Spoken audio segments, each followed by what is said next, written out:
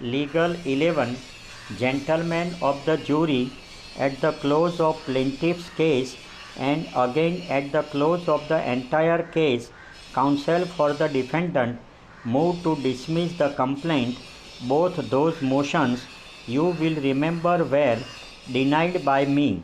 From the denial of those motions, you are not to infer that the court is of the opinion that the plaintiff should succeed.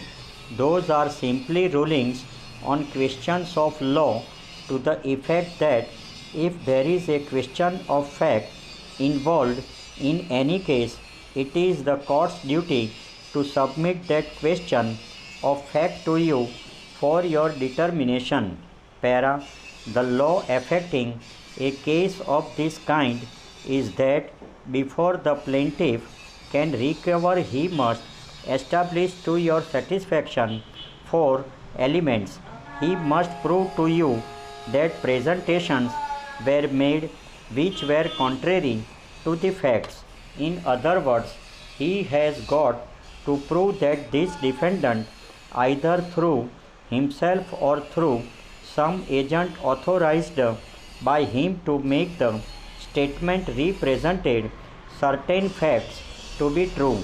Second, he has got to prove that the defendant or the party making the representations, that is, if such party made them on behalf of the defendant with his knowledge and consent, knew that said representations were false and were not the fact. Third, he has got to prove the further fact that as a result of these representations they entered into an agreement. In other words, that such representations gave rise to the agreement that was entered into. And fourth, which is perhaps the most important element in the case, that the plaintiff relied upon the representations and that relying thereon he was induced to enter into the agreement, suffered damage thereby. Para. It is not for you, gentlemen, in this case to say whether this plaintiff made a good bargain with the defendant or a poor one when he entered into the agreement to purchase these premises.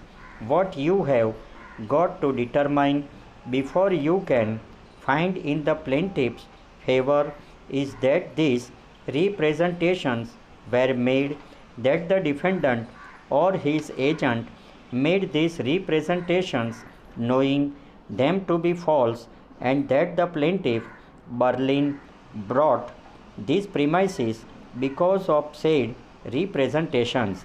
In other words, that what induced him to enter into the contract for the purchase of this property was the fact that it was owned by a rich uncle of this defendant, who had bought it many years before for 27,000 pounds that he had given to its defendant. Para. If you find all of those facts in favor of the plaintiff, then your verdict should be for the plaintiff. You find any one of them lacking, your verdict should be for the defendant. Para. You have heard that the plaintiff had to say. He tells you that this man Levin called to see him several times and told him that he had a bargain and that this house belonged to a rich uncle of the defendant, that there was some talk about wanting $25,000 for the property, which was reduced to $22,500, and that then the price was finally reduced to $21,750. He tells you that there was a mortgage of some $15,000 on the property, and that there was to be a second mortgage given, which was to be a purchase money mortgage. His wife was called and she satisfied substantially the same as the plaintiff. Para. Mr. Marks was called a witness and told you what he knows of these transactions. Mr. Mark is a reputable attorney, a member of our bar. He tells you that he had a conversation with Mr. Berlin prior to entering into the contract, and he told him not to enter into this contract without stating any reasons. He tells you further that after some delay the contract was entered into, and that this plaintiff called to see him shortly after the contract was signed and told him at that time that he did not want to take title, mentioning several reasons, but not to the fact that he had been told that his property belonged to a rich uncle of the defendant. That testimony is to be considered by you in determining whether or not the plaintiff has given you the correct version as to what happened. Para. The defendant tells you that he made no such representations, and he called the janitor, Mr. Handelsman, who tells you that the plaintiff called there some 2 or 3 times, that he remember him once in particular being there between Christmas of 1918 and New Year's of 1919, and that he showed the plaintiff through the building at that time from the basement to the top floor, and that he saw him there on 1 or 2 other occasions.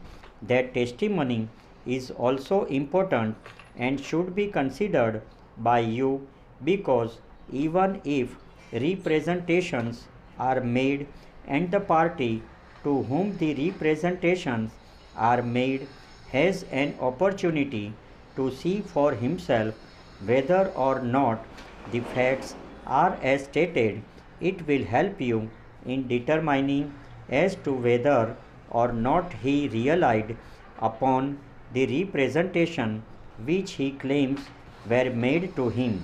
Para. The plaintiff has the burden of proof.